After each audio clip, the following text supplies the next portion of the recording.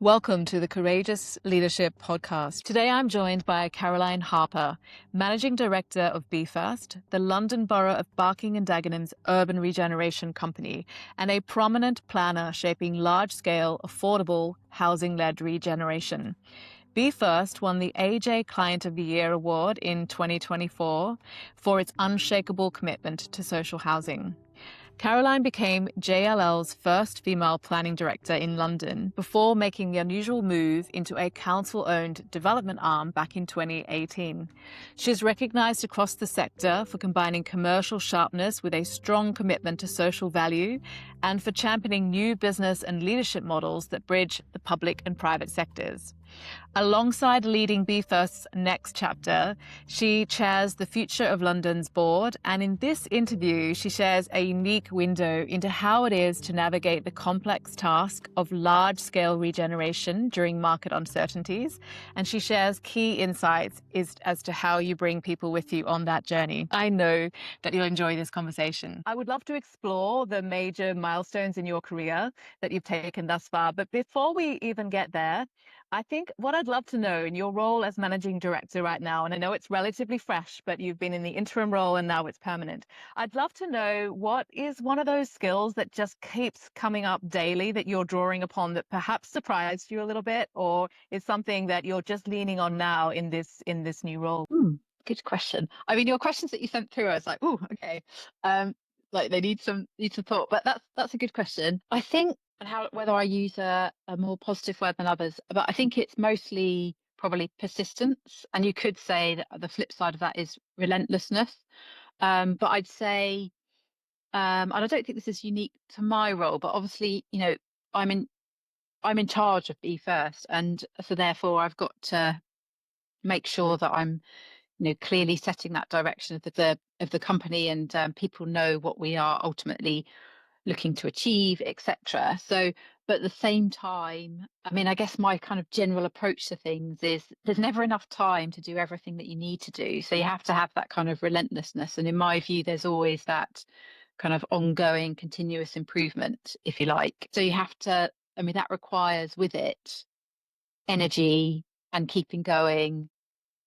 So I guess that is kind of wrapped up in that persistence and relentlessness. But that's no good unless you've got that kind of clarity of where you're trying to get to. Because a scattergun approach is not helpful for anyone. Oh, I agree. But even that, just the persistence, you have to have had some history with persistence paying off for you to sort of draw upon. I'd love to know, again, like we'll obviously go through your career, but are there moments back in the early days where there were signs of this persistence showing up? Is there something about your character where this persistence has just been showing up again and again? Everything's both a plus and a negative, right? And I just think that my character is such, I could be quite tunneled. I find it very hard to do something, and this isn't just work, that I don't believe in or I'm not committed to. And so therefore, if I'm in something, I'm in it. And I mean, you can see that in outside of work. I mean, I don't do it anymore, but I used to do a lot of triathlon, and I was quite tunneled in that. I was like, I'm going to go to the World Champs. I represented GB as an age grouper, all this kind of thing. It's like, dun, dun, dun, I'm going to do that. And I guess similarly with work, like I am fully invested in where I work, and I want us to achieve great things, not just as a company level, but the impact that has on the borough. There's just so much on offer there. And that's what kind of drives me. So I guess that you could say that persistence is part of my character. And then, I mean, I talked about it before in terms of energy, but it's that kind of heart in it. And if you asked me to do something with the similar persistence, I'm desperately trying to think of an example, but I wasn't kind of invested in it, I'd struggle. I'd really struggle because I'd just switch off. Yeah. Yeah. So I'd love to, and I can imagine that helps you relate to other people as well. So you know that potentially somebody who isn't really, their heart isn't in it. So you either help them get their heart in it, or you know that they're not in the right place and they need to move on potentially. Yeah, definitely. And I think I mean, one of the questions you asked me, so maybe I'll just touch on it now, is kind of how do you bring people with you? And I think probably picking up some of the themes that I've touched on already is I just see The more senior you are, the more you've got to be. And I mean, but this is true of any level, but I guess my clarity has greater reach with more seniority. So that clarity of purpose and what we are looking to achieve as a company, but then the expectations that go with it. I mean, this is not a one-way street. It's definitely, this is where we're going to get to. What are you at your level in your team going to do about delivering on that is really important. But I think just going back to your kind of point about relating to other people, that doesn't necessarily mean that that kind of clarity, or in some ways that offer of the company, will land with everybody, and that's okay. It's not a popularity contest. It's not a charity for people who might do a bit of work or might not. It's like, no, we're clear, we've got a lot to do, so you need to come and get on that journey. Or if you're not so motivated by that, then it probably isn't the right place for you. And I do think that's possibly not talked about enough, really. 100%. So now let's backtrack a little. Sure. You had a planning history, like Yeah, yes, this is what you studied. But talk us through some major milestones in your career that's led you to where you are now. sure. I'll give you a flavour because I think I probably came into town planning in a slightly roundabout, unusual way. So I did geography for an undergrad at Queen Mary in East London, and not very cool, but I absolutely loved it. And actually, it was kind of the making of me in terms of um, getting my act together in terms of how I work effectively. And I did well, and that opened a lot of doors for me. But I then spent 6 months like working 3 or 4 jobs to make money to go and travel.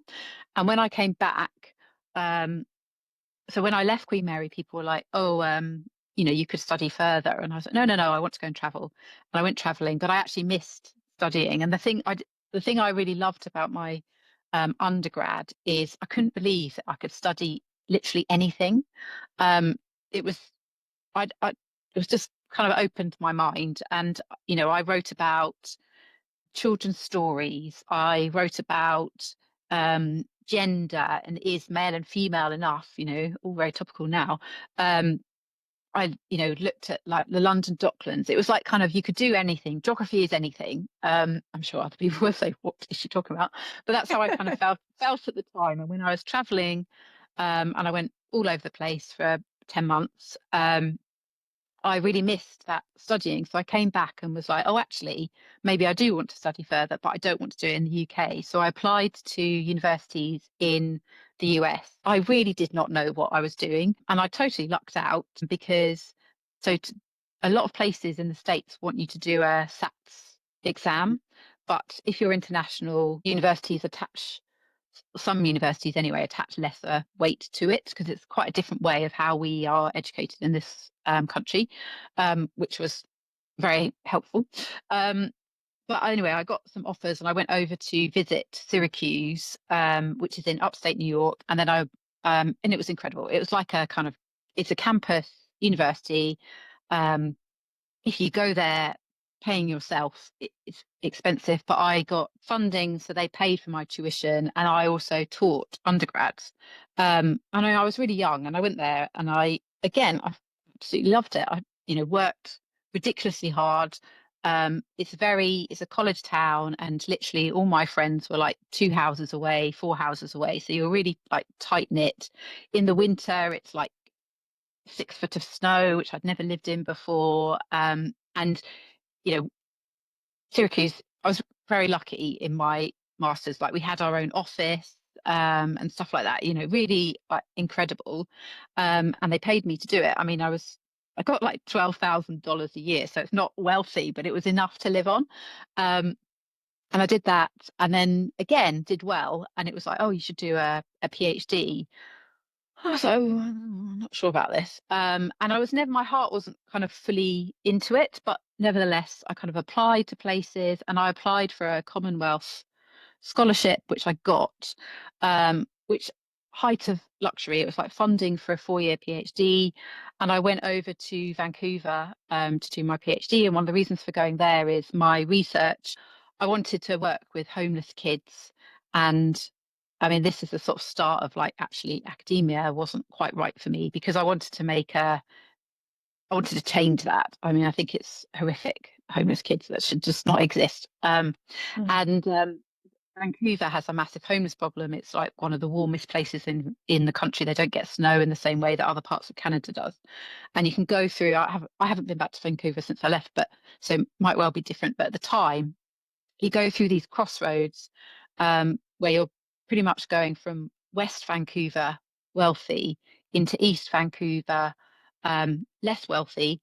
And you go through this crossroads where there are a lot of people who are struggling, who are homeless, or on drugs, etc., etc. I live just off there. And yeah, and because I wanted to live by myself, but I didn't have the income to live by myself. So, you adapt to where you go. Um, and anyway, I was there and I was like, oh my goodness, this shouldn't exist. I want my research to kind of change that, which there was a professor there who's fantastic. And that's why I went there to work with him.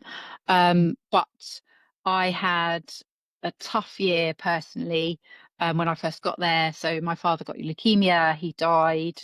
I was kind of back and forth to the UK. And then sort of, various things just went wrong. And my heart was not quite in, is doing a PhD and becoming a professor the right job for me? Not sure. And I can't even with hindsight say that this was a decision driven by rationale or I don't know, strategy. I was miserable. I was utterly miserable. I was annoyed because I couldn't work in that tunnel vision that I've talked about, that kind of, right, this is what I'm going to do. I just couldn't do it. And, in reality, I should have given myself a break. There, some fairly seismic things had happened, but I couldn't just get into the rhythm of working in the way that I was used to. So I came back to London and I was temping, I needed money. I lived with friends, temping. Lucky, I temped at a property recruitment agency, and I didn't have enough to do, so I found things to do, and one of the partners noticed, and he was like, "Well, what are you doing?" I was like, "I don't know. I've just gone back." You were clearly stepping outside of your remit here. So what's going on? And I was like, I need to find a job, and I'm thinking about, and at the time I was looking at, the charity sector. I was looking at advertising. I really like TV adverts. Like I was like, oh, maybe I'll do that. But also like my research was on cities. It was like on how do people use spaces. I love cities. It was that kind of thing. So this is what I told him, and he set me up with amazing. I'm just lucky. Set me up with interviews with property consultancy firms, and from that, I got a job with CBRE as a graduate, but out of their rota. And I started there, and it was, very different world to where I'd been in North America, which was very lefty. Like Syracuse prided itself, I don't know if it's still the same, but on its kind of Marxist teachings. And then I was at CBRE, which, you would say is more leaning to the right. But there's very much similarities between the two. It's kind of work hard, play hard, and that will reward you. And I thrived. And I was fortunate to have a really great boss, and went from there. I was a graduate in town planning, and CBRE paid for me to do another degree part time, which I'm also grateful for all sorts of reasons. But I'm really glad that I did that part time because there were people on that course who were doing it full time. There's a lot that I learnt in my master's for town planning, which I just question why I had to learn that. It's not helpful. So I knew what to put my effort into, and I put my effort into my job much more than my degree. But the work I was doing at CBRE, very happy there, but was very much outside London. And I decided I wanted to work on town planning inside London. And I went to JLL and worked for JLL for about 7 years. And I got up to director role there. So I was in planning and development. I was their first female London director, which is kind of astonishing because I'm not loud. But anyway, Very impressive. Very impressive. I had great bosses, and the team at that I was in at JLL is very dispersed now across other companies. But I just thrived. So my main boss at JLL, Jeff Field, I would say I come from, and I mean I'm not a planner really anymore, but um, I come from the Jeff Field School of Planning. And when I say I've had fortunate bosses. It was the same at CBRE. So John Stoddart is they've allowed me to get on with things. So I haven't been I wasn't micromanaged. I'm sure if I was doing a rubbish job, then I'd have been corrected. But they allowed me to sort of flourish from that. And then at JLL, because I was getting more seniority and experience, as you would expect, you accumulate your clients and you're building that. And went from there. And I think it more, rather than it's kind of, oh, I was punching my way through, which I don't think is quite accurate. So I don't have kids. And I just think that I think we're in a different world now. I think there's still far to go.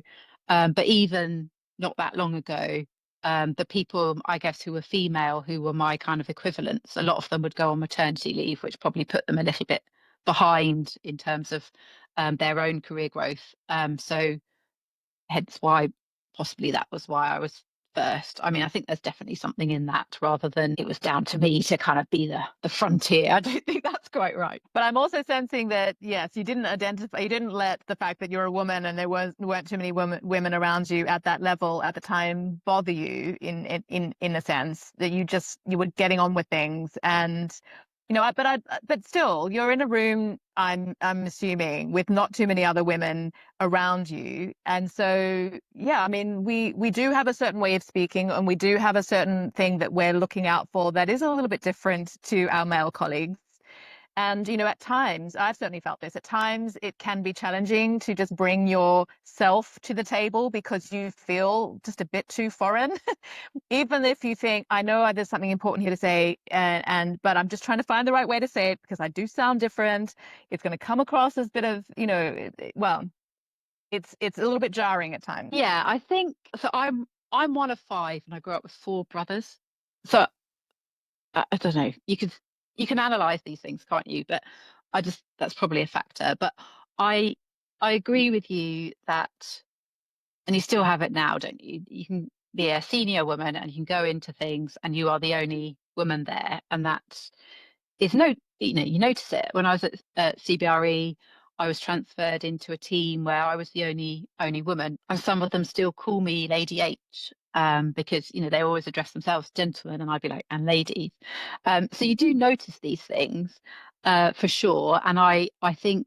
The challenge now is much more kind of how do we change the almost, I don't want to say it's harder, but it's the smaller things that kind of accumulate rather than if I think about my first boss at CBRE, Pippa Aitken, who is, a few generations ahead. She's one of the generation of women who really did have to kind of punch through kind of ceilings. And that is a very different position to one that I'm in, but it doesn't make it any less kind of, in some respects, frustrating at times. It's freeing for both men and women, isn't it? And men and women have different styles rather than a female way or a male way. And I think we are making moves to acknowledge that at least. So there's a way to go. There's a way to go. I'd love to also just touch on the fact that you had this little dip into academia, but there was this sense that I want to do more, I want to see impact, and then you're in a world in these large corporate businesses working with very big clients, I'm assuming, who are able to make an impact. Were you then getting a sense of, right, so I've moved from academia, I can now see I'm working on clients and in projects and in teams where I can see some impact, the potential for impact, but maybe also not quite delivering on that because maybe the ambitions are very big and the projects are very large and there's only so much you can do in a short space of time, etc. I'd love to know your sort of thoughts on moving from academia into this bigger corporate world. And then maybe to be first, is that what you're trying to Yes, thinking absolutely. there? Yeah. Yeah. Probably I should say it is mythical if I claim I have had a plan. Hindsight is always a nice thing, isn't it? And you can say, oh, looking back, there are themes, and they've kind of gone from there. But I cannot claim that my decisions until relatively recently have been that strategic. But I'd say I was very happy on the consultant side of things. And I'll answer your question in a sort of a roundabout way, but my reason for going to be first is so I wasn't looking for a job. I was very happy where I was, and I had my kind of clients, so I could see how I could grow that, and it could go forward. And possibly I was a little bit too comfortable, um, and I I've sort of come to appreciate I like difficult things, I like complex things. That's one of my kind of drivers. When I was approached about, and it was about chief planning director role at Be First, what appealed to me actually is, and I used to say this when I was at Syracuse, how my ideal job would be to build my own city. And yeah, and when they, Wow. well, and then when I was approached at Be First, I remember saying to a friend of mine, I was like, I've been approached by this job, and it's kind of like I feel like I'd sort of be helping to build my own city. And I mean, I was just, it's a bit, obviously not mine, but I'd have a influential role in that. And that was one of the attractions of going to Be First. But there was lots that actually was attractive to me.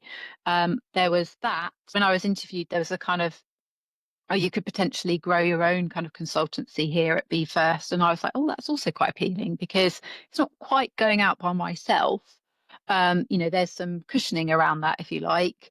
And I'd be part of what is trying to be achieved here. So I went for it. And now I look back at sort of consultancy and I think, could I do that again? I'm not sure I could, actually. I sort of grown into my role that I'm in now and accumulated all the experience and complexity that comes with that. And I don't know if I'd be able to necessarily go back into sort of the consultancy side of things, or at least it would be a huge shift and it would take some time to sort of adjust to be properly effective in doing that. And do you mean that because in that consultancy role, you're a smaller cog in a bigger wheel and you can see the things, but you can't necessarily influence all the things? I think so. It's partly that, and I'm not sure if I'm saying the same thing, but it's also um, what I very quickly learned once I got to Be First is you need to do a bit of everything. And I didn't have that in quite the same way working at JLL or CBRE. And that's not that those weren't good jobs. It's just now it's like, oh, well, that's not quite working as it needs to. I'll just intervene there and we need to get that back on track, or we need to add this into that, or we need to cut that kind of thing. So I think that's probably what I mean about complexity is that breadth, whilst also making sure that that breadth is not just noise, but it's kind of contributing to ultimately what the overall outcomes are, which, I mean, you're kind of damned if you do, damned if you don't you sometimes? Because sometimes you can be like, oh my God, there's so much to do. And it's like, well, you choose to do this. You could have something that's simpler.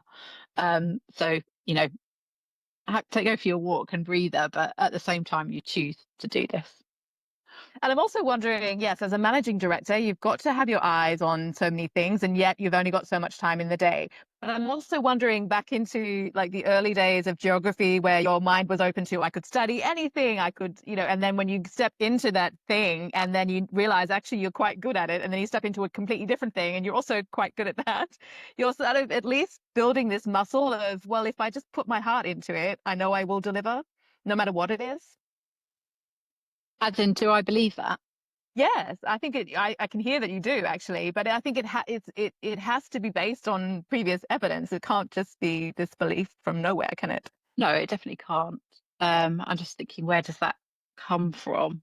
I, I mean, I went to an ex-grammar school, which again, lucky, because it wasn't private, but girls' ex-grammar school, and they rammed it into our brains, you can do anything. Now, there you can do anything is you will be a lawyer, you will be a doctor, very sort of traditional things. But I mean, my best friends are still from that school, and we sometimes talk about it because they're, you know, some of them are the same. It's like, well, I can do anything.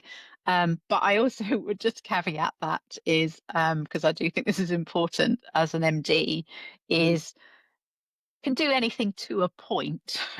you know, I I need a team. I need people who are experts in their particular field to bring like the technical expertise. And I think some of the challenge and success of a leader, if you like, in the most senior position in a company is to recognize where your blind spots are, and also to recognize other people's skill sets. Is you cannot do these things by yourself. So therefore you need others around you. And it does sound like you've pointed to, a number of bosses that have been very exceptional in terms of how they have led and then how they have seen a spark in you and helped you, nurture that spark, but also helped you move to the next level. I'd love to know, in terms of your leadership career, what it is you're aspiring to do and how it is you surround yourself with the right people, because obviously you're always evolving as a person, as a leader, and then the ground is always moving around you, so you have to evolve. You can't just be this fixed idea of something. But I guess it's just having seen some good leadership in your career, and not everybody has, but you have, it seems. So you've got some good things to base your own leadership style on. So I'd love to know, what sort of things you've taken from a couple of those really good bosses that you've had, and some things that you've just, are your own sort of creation, if you like, because that's who you are and that's what you believe in. Yeah, sure. And I would say I have been fortunate, definitely, in terms of bosses, and obviously I've mentioned some of them. Um, but I think you learn always, even if a situation is less than ideal, don't you? Because that, I mean, almost you can learn more from that, because I will not be like that. But I think what's been consistent across my career is having bosses who do not micromanage. And I I would not respond well to micromanagement. I suffocating, and I very much, you know, aim to embody that with my own kind of management style. But the reason I'm hesitating is not micromanaging, but there is a clarity in terms of expectations, and there's also, if someone is off track, is how do you help them get back on track? And that might mean that you need to look at their work more closely than you would if you're kind of right, you're on track, you've kind of got what we need to do, you've got the messaging right, you're clear on the direction of travel and outcomes. So I guess that's how that kind of comes through. But I'd say in terms of my leadership style. This podcast is brought to you by the Courageous Leaders app. This app is designed to get you to lead with clarity, be highly valued, and build your impact. It's for leaders who've outgrown the way things have always been done, for next-gen leaders who know that there is a more effective, more courageous way to lead. And they just need a framework, and they need the tools and the tips and the strategies from somebody who has been through it and somebody who has researched leaders who have done big, bold, courageous things. And why is this different? This gives you tangible tools and strategies that you can apply immediately, no matter what stage of the project you are on or what sector, what scale. It feels as though you've got an expert leader in your corner, and you can make this fit your schedule. I've had very busy leaders go through my program, and they're amazed that they had time to do it, and the actions and the things that changed around them as a result. So I can't wait for you to check it out for yourself. Look at the links below and start today. Well, I'll give you the example over the past year. So you're right. I was interim MD from last February, and then I became permanent this year, the beginning of this year. So I sort of put those together because I didn't treat interim as interim. And we've done a lot over the past year to kind of move the company on and evolve it, partly because we've got a new kind of business model, but it was also necessary in terms of our culture and so on. And I kind of very strong on that kind of, this is not just a top-down approach. Like, you can't just expect me and exec to say, we need you to do this, and then it's kind of off we go, we're robots. I mean, that's not fun for anyone, but it's also not a sustainable, resilient business. So we did a session in last summer to sort of try and really get line managers kind of more strongly on board with this. And I framed it as kind of line manager as coach.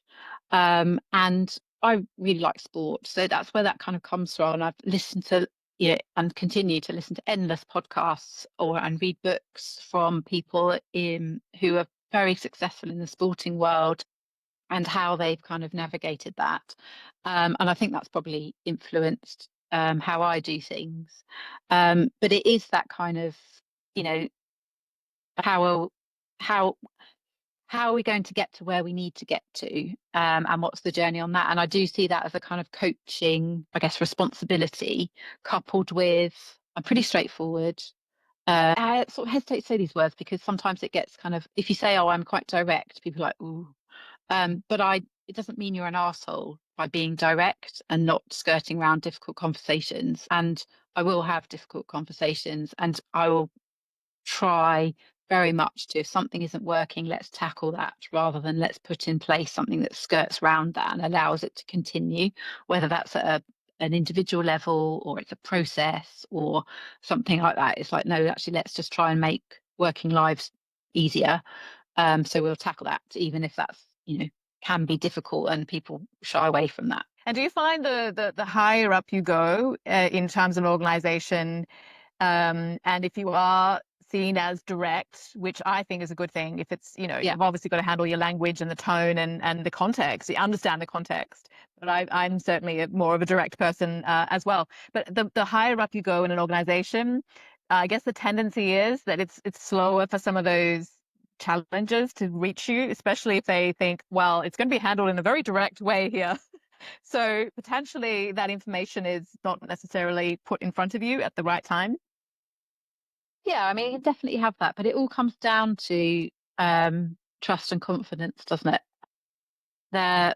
It sort of picks out some of the themes I've touched on already with our sort of ongoing but fairly momentous kind of shift in how we operate over the last year or so.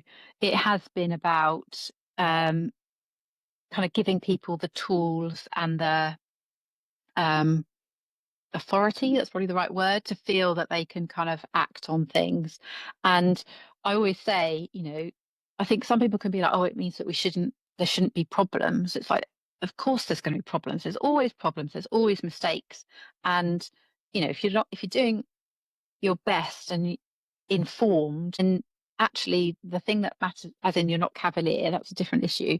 But actually the bigger test, if you like, is how you respond to those problems. And I say that quite a lot to people, because I mean that as a reassuring thing. And I will have much more time for something that is kind of someone has demonstrated that they have exhausted what is within their realm of possibilities. They've had to escalate it. And that's what we're trying to sort of really make sure people understand and are aware of wherever they are in kind of the level of seniority. Now let's dive into Be First, because as an organization, I've been following you for quite some time, and honestly, very interesting work that you're doing. And now you're shifting to a new business model, which I'd love to hear a bit more about that as well. Well, you talk about what it is that you're on a mission to do, because it's very, very unique and very powerful. Thanks. So Be First is Barking and Dagenham's urban regeneration agency. Um, and we wear a lot of hats. So we are a developer. Our portfolio that we deliver and have delivered is largely through sort of direct delivery. It's about um, 3,600 homes. So that's the kind of size of a medium house builder. And we've also delivered commercial schemes alongside that. So, for example, Stacked Industrial. We are also a consultancy. So we have planning and design consultancy in-house. And actually someone came with me from JLL who's still at Be First as part of that. And then we provide quite a few of the statutory services in the built environment on behalf of the council. So building control, planning, and all kind of areas of planning. So the policy, the development management, transport, etc. And then we've got other services like street naming and numbering, land charges. And so we are not the decision makers. The council remains the decision maker. But I mean, I talk about it as we kind of do the grunt work for the council on that. And it's actually that bit that makes us the sort of the most unique, I would say. I don't know of any other wholly owned company that also transferred over those built statutory services in the built environment. And I think I always say whoever thought of that was a clever move, because I think it's allowed us as a company to really build our reputation in terms of what's possible, because we've got a great delivery track record, and that helps us with what we want to do next and are doing. But we've also got that kind of certainty through planning in particular. So We've got a great reputation in terms of being solution focused. If we look at government metrics, we have been number one nationally. I mean, we share that role, but we've been there for, I think it's over 4 years now. So, we've really kind of nailed that. And we've done that with a very lean team. So I think we're under 50% of kind of the average London planning department. And we've done that through kind of ways of working. Plus, I mean, we've got some really excellent people. So it's through a combination of things there. So that's kind of what we're about. And in terms of our mission, in a nutshell, it's to accelerate regeneration and to deliver that at pace and scale. And our first business model, the first phase one, very much direct delivery. We were in a different world, and the council had access to cheap debt, and that funded a lot of the schemes that we built for the council. As we all know, the economic climate is not as it was, but I also, you know, the business model would have had to have changed anyway. The potential for regeneration in Barking and Dagenham is so big, it's just not reasonable to expect the council to fund the majority of that. It is similar to saying one company can come in and do everything, because it's simply not true of any new major redevelopment. Yeah. And I mean, I'm simplifying slightly because, of course, there have been partners along the way, the likes of the GLA, but also the film studios was done in partnership and things like that. So I'm simplifying slightly, but First phase two, the emphasis on partnership working is much, much stronger. And we are, trying very much to bring forward partnerships that mean that the council does not have to further borrow in order to deliver. We can rely on what's been done already. So I'll just give you an example. It's quite exciting. In the autumn last year, and this has been led by primarily by Andrew Savage, who's our development director, who joined last summer, who is excellent. And so we did soft market testing for our regeneration partnerships. And so testing that with developer contractors, with institutional finance, patient capital, et cetera, et cetera. And then we opened up for expressions of interest later in the autumn. We were shortlisting literally the week before Christmas, and went down so we got 14 expressions of interest, which just shows that even in the current climate, the level of interest in Barking and Dagenham. And we shortlisted that down to 5. They were notified just before Christmas, and then they had January. That's a nice Christmas present, isn't it? Yeah, definitely. It is, but it also that we only gave them to the end of January for the next stage. So I'm sure it was all systems go at the same time.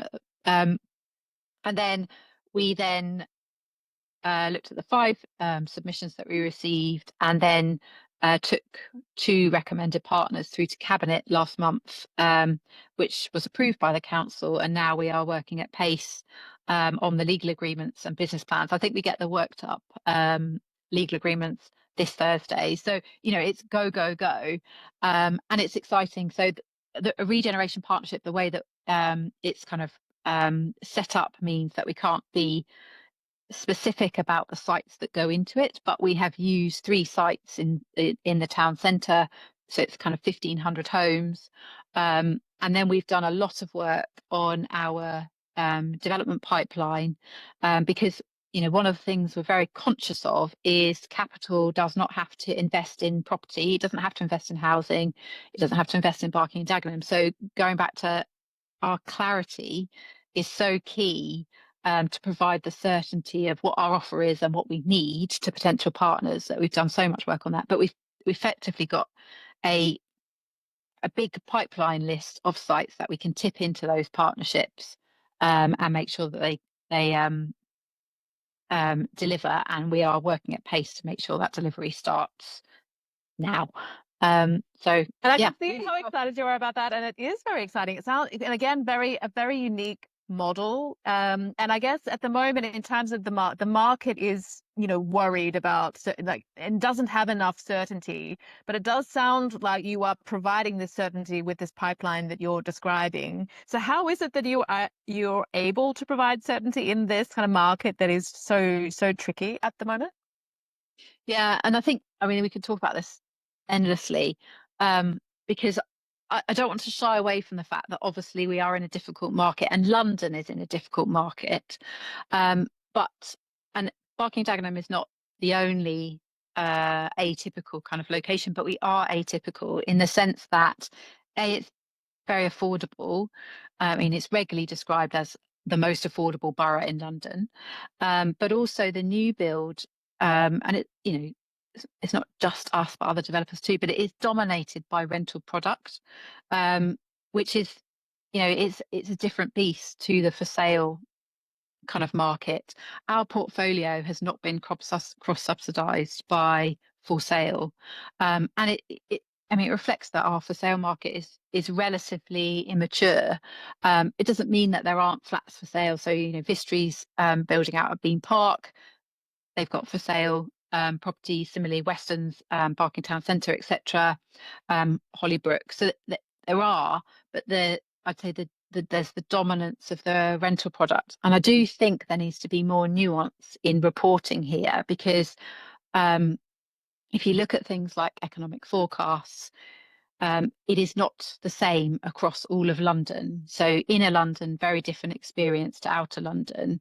The economic forecasts for kind of rental growth, as well as actually for sale homes, is way above what the average is for London in Barking and Dagenham, and you can track that through the ONS, as well as I can't remember the article I was reading last week, which included Barking and Dagenham at Pi, and I was like, yeah, there are places that actually you can still deliver. And I think it just comes back as well to that kind of affordability. It's hard, isn't it, for everyone, pretty much at the moment, cost of living, uncertainty, etc. So the affordable places are where you're more likely to have people who can still afford to live there, but also as the market recovers, are more likely to get that take up quicker than more expensive places. So the nuance, I think, is really, really important in terms of, yes, it is challenging in London, and I don't want to underestimate how challenging it is for us. We're not, it's not an easy ride either, but there is still development happening in London, and I do think there needs to be a bit more conversation about tenures in London and what does that mean. And we're still, there's still a lot. Is this the start of a shift? I don't know. It's impossible to say, and we'd need to be like sort of 20 years ahead. But we still generally have this kind of, if you're renting, that's somehow seen as lesser than if you own somewhere. And actually, should we be looking at, well, actually, this is a shift now. And, there's a lot about if we could support the build to rent sector a bit more, that would be quite helpful. But actually, should we be seeing more of a shift there to a rental offer that is actually fit for purpose and on a par? And I think my personal thoughts are we should be, and that we're seeing the places that are going to deliver for London over the next decade, like Barking and Dagenham. That is what our offer is really. So going back to that, you are basically designing your city, obviously with partners, and but you've got some influence here, and so I'd love to know. I mean, there's obviously lots of conversations around how you create an ideal place, and then you need to balance that with who you can attract as an investor and as a developer and as a community coming in. So how are you kind of addressing this, getting the balance right with the economics, with the moving markets, and all of that? Yeah, the kind of placemaking conversation, you Yes. mean? Yeah, Yes. yeah. And I mean, without being too woolly, I think we grapple this in the same way that others do as well. But I'll try and root it in an example because that'll probably be most helpful. But so one of our kind of key transformation areas is an area called Thames Road, and Thames Road is a very straight road, and one side of it, you've got Barking Riverside, and it's the kind of established kind of older areas of Barking Riverside that have been delivered. And then on the other side, you've got Thames View, again, very established community. And then Thames Road itself, if you go down there at the moment, quite gritty, lots of commercial, industrial. It's where we've built just off Thames Road, stacked industrial scheme. And we've also built a co-located industrial and residential scheme, 12 Thames Crossness Yard, which will be occupied later this year. And the policy aspiration is it's a new neighbourhood, a mix of industrial, commercial, and residential. And we're talking about kind of 3,500 homes once complete. So, big shift.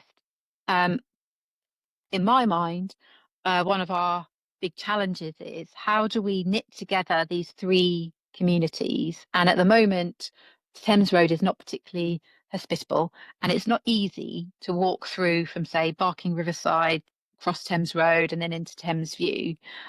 We've got to improve that as we build, but it's more than that, isn't it? It's more than just physical infrastructure. So we're included. Thames Road is one of the neighbourhoods in the NLA's London Festival of Architecture in June. I'll give that a plug. Watch their website for what's happening. It'll be June the 13th. But what we are hoping to do, and we've applied to close part of the road.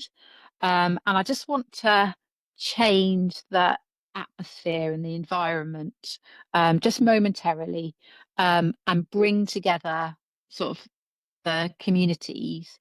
So it's a kind of a marker in the sand, if you like, of how that neighborhood could evolve over the next X amount of time, but also having people feeling they've got investment in it. And ideally, with the people that we're talking to help sort of make that an event, what I'm hoping is, all signs pointing good, is that we'll have a sort of working group, for want of a better expression, to do that kind of event, um, cultural shift, if you like, that kind of knitting together of communities that goes beyond kind of physical infrastructure. And I think that will be really important. And we need people to be invested in that over X amount of time, so that it goes beyond bricks and mortar. And we've done that in elsewhere, as you would expect, across the borough. So the Gascoigne estate is our largest estate renewal scheme. There's been like co-designing that's been done. There's been going into schools. One of the projects worked particularly with girls and how they use kind of public spaces. There's been a pocket park that's been designed. So all these kind of things to kind of bring residents together, but also again, it goes beyond that red line or that bricks and mortar to try and make it more of a place. But I think that's an ongoing thing, isn't it? It's an evolution, and I was actually talking about it yesterday. So Reside, which is the company, the council's housing company, so they manage, effectively they manage the homes that Be First build, and they were talking about the Gascoigne, and they're looking at one of the spaces there. To They're going to test. They didn't use the word pop-ups, but that was kind of how the conversation was. But test different uses there over a certain amount of time to see what lands. And I was just like, oh, that's quite interesting, isn't it? Because again, it's that next evolution. There's people living there now. That space is there. What will that space become? We don't know, but we'll see what happens over the next. I don't know how long they're going to test it for. But I just thought it's quite an interesting kind of evolution of that placemaking, that we're involved in that pre-build and the construction side of it, in the design side of things, and then it's like Reside's taking it on and they're doing that next bit of kind of, I guess, embedding it and making sure that it works. Yeah. And the fact that Be First has been involved directly in developing some of the earlier sites, how has that sort of influenced how you negotiate with developers and contractors coming in now? Yeah, interesting. We have frameworks that we use. I'm sort of hesitating slightly because our framework's very much geared to Be First phase one, if you like, and the partnerships that we have, we will not be working with our frameworks, or are unlikely to be working with our frameworks in quite the same way. although by having those frameworks, we've obviously built up relationships with contractors over time, which, I mean, not rocket science, is it? But of course, that helps with how you negotiate and work things through, and, people knowing what are pinch points and all that kind of stuff. So I guess there's a kind of a natural refinement of efficiencies and process as you go on, which I think probably in terms of the first phase two, it's not like it's how we use that experience and those relationships and knowledge as stepping stones into what we need for next. And I guess, and it goes back to the kind of work I was talking to about the sort of shift internally, is we have changed, and therefore we have to change how we use those stepping stones to make sure they apply to what we're doing now, even if that feels a little bit uncomfortable to begin with. And that, that's what we've been trying to work on. And so I'd love to sort of step outside of BeFirst for a moment now and just sort of look at the industry, knowing what you know, having been on the inside of some of these like developing things firsthand. But where you are currently sitting and you're looking out, what would you love to see change in the built environment? Like, I mean, there's a lot of things, I'm sure, but just what is there something for you particularly that is just almost something you might obsess over? Yeah. Yeah, I think big question, but I think it's possibly it's a greater shift in approach. So I guess probably being more, as an industry, more outward looking, more current, I think I'd probably say, and more willing to push ourselves en masse beyond what feels familiar.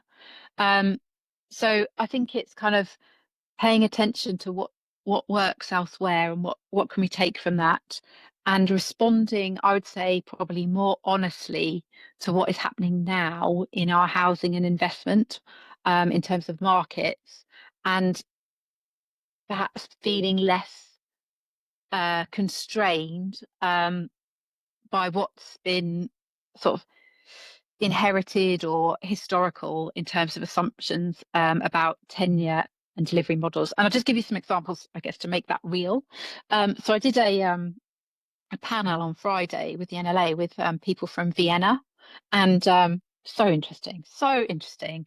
And I was talking about it over the weekend, and um, because it's so interesting. And I'm not one for you could just take that and plonk it in London. Of course you can't. We're a different city, but it's interesting because arguably you could say origins of Vienna are not that different from London. Like, they had big empire, all this kind of stuff, but they're kind of a, a, I'll caveat this. Obviously, I don't know this in huge amounts of detail, but their approach to housing and affordable housing is very different to what's then evolved in London. So they were talking about things like, so Red Vienna, and you can guess the politics here, but this is sort of 100 years ago, and even now, Vienna is very much more rental dominated, in a way that London, obviously, we don't have quite that same dominance yet. But Red Vienna introduced things like a luxury tax, and they taxed people who paid high rents for their housing for things like having servants or having cars or leisure consumption. And then they used this money to build around 65,000 homes. Yeah, so they didn't borrow. So Very strategic. Very strategic. Yes. yeah, Mm. amazing. And they were saying, they have not, in comparison to other cities, they have not sold off their affordable housing stock. And but it was just so striking in how they talked about it. So they were talking about, like, oh, affordable housing is homes for the many. I think it was 75% of our population lives in affordable housing. Now, I did a very crude, I used Copilot, so I won't say the percent, because I haven't fact checked it. For London, I was like, how much of London's population is eligible for affordable housing as we define it? And it was the majority of the population. But that's not how we talk about it here. We talk about it as, oh God, we've got to deliver 35%, 20% affordable housing in terms of policy. What a ball ache. And it's like, actually, this is for the majority of people. Like, let's get over that. So I'm going into a bit of a rant, but going back to your question, that's just one example of what could we take from somewhere like Vienna and apply that to London, because it is laughable to say that the system is working at the moment and we need to change that. Will the emergency package of measures change it enough? Probably not. It's a good step forward, and I really welcome things like a more pragmatic kind of approach to design standards, but I think there's more that we can do. So I guess it's approach, and I guess that kind of real solution driven kind of way of doing things, that's what I'd like to see as more pervasive across the industry. And that sounds very much like it's driven from a policy, and it's backed up by the finances, and it's backed up by the key decision makers in the industry and above and around the industry. Because I think you can only ask developers and built environment consultants to do so much here. There Of course you needs can. to Yeah, be some top down, doesn't there? absolutely. Absolutely. And I think, development is asked to deliver a lot increasingly, and it's just not, we all know it's asked too much. But there needs to be some sensible kind of conversations around that, and I guess some recognition that that will mean that, you know, some things won't work anymore because it's changing, and we have to sort of accept that. And I guess some incentives, I love this line, show me the incentives and I'll show you the outcome, because obviously Yeah. we all need incentives in terms of the careers we pursue, in terms of where we invest our money and all of these things. But again, it sounds like that Vienna model, there's incentives in place. If you have money, you can still buy your luxury flats and still live the life that you have, but then that money is then, dedicated to other causes that are very strategic. Yeah, and this is an example that's Vienna's fresh in my mind, hence why I recognize it. But they've introduced in the last, where are we, 26? So in 2019, I think they introduced something in their building code that caps where they zone for affordable housing, they cap the land prices on that land to avoid speculation. I mean, that is mind blowing, right? Um, Mm. but that's not the only place that we can take examples from. So, and again, this is just my experience. I'm not saying this is the way forward, but I went to New York and in December 24, and I went round some of their build to rent. I mean, incredible, absolutely fascinating. And I went round like a kind of a more affordable, and then I went round what I would say a luxury one. Um, but it was really interesting talking to the developer and the architect in terms of the incentives point of view. And the architect was saying, yeah, oh, if I there's something about how they use, I can't remember the exact detail, but how they use the space. And if they get more out of it, or they put less into the corridors or something, it means that they can build higher. And that's the prize for being more efficient in their designs and stuff like that. And you're like, oh, well, that means more return, right, for the developer. Obviously, bearing in mind how when the costs are going high, And more capability to but accommodate more affordable housing as well. it was just interesting in terms of right, actually we need to incentivize developers to do this because we recognize that they have shareholders, etc. Whereas I think there's quite a vocal bit of the media which is like developers are awful, they're trying to bleed everyone dry, and it's like, hang on a sec, you can't just have an argument of need. It needs to be more sophisticated than that, and recognize that this is tied into economics, returns, etc. So yeah, there's lots to learn there. And I just really on that theme of risk, and I'm sure you're not going to describe yourself as somebody who is just a risk taker and super courageous, but clearly there's certainly moves in your career and the place you're in right now, you're able to influence. But I'd love for you to just if you had to kind of just say, well, look, there's something here that if leaders could be more courageous, we could get some more things across the line. But what would you say is the key to just taking a little bit more risk and being that little bit more courageous in the situation that you're in?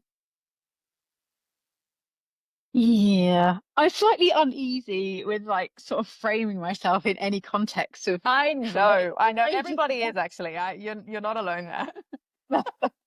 That's good. I mean, I just think I am. I mean, courageous to me is, you know, is people who are in circumstances where those stakes are much higher and the choices are kind of more stark. And London is stable. I am, you know, I am very fortunate. So, but I'll try and answer your question. I think I find it quite difficult to answer without being personal to me. But for me, I I want my brain to be full and I want more in it. The more I can fit in it, the better, because that to me is the life fulfilled. And so therefore, I for me, I'm in absolutely the right job. I really like what I do and I can see the merit in it. So in order to do that well, I need to feel like I'm still learning. So I guess that then translates into, well, there's only for me, I couldn't do the same job forever because that's very unlikely to continue filling my brain and stretching me and feeling like I'm delivering um, on what I should be delivering on. So I guess it's more kind of, it's not courage, it's just knowing myself in terms of how I need to operate and what ultimately makes me feel fulfilled and without being too superficial, happy. So that then drives me in terms of where I need to be. And you can see that in terms of my career at Be First, where I came in as chief planning director, then I took on more regeneration responsibilities, became deputy, then I became director of planning and development as well, and then interim MD and MD. And that has kind of ticked my boxes as I've gone along in terms of, yeah, this is hard. Off I go, but I know I can do it. And I guess I feel like I haven't reached that limit. I mean, and thank God I've got like decades left of working. So, you know, So look out, everybody. Look go. out. But even just to touch on, just to finish, I think on this leaning into something hard, I think that this is a theme that for most of the leaders I'm speaking with, although they are reluctant to call it courageous, they do lean into things that are challenging because that is fulfilling, like you're saying. But what would you say to someone who is wired this way, but still struggling to, put their hand up for something or to step into a room where they know they're going to not feel welcome initially? What would you say to that person? Keep going.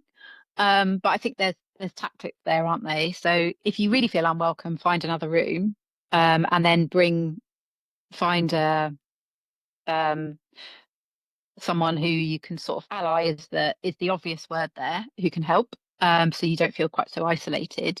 But yeah, I think it's keep going, and I think it's not to be underestimated in terms of you can be doing the right thing, you can be writing the right strategy, you can be asking the right questions, and you can get pushed back. But if you're like, no, I think I've got something here, keep going, and then identify who will listen to you, and then go for it that way.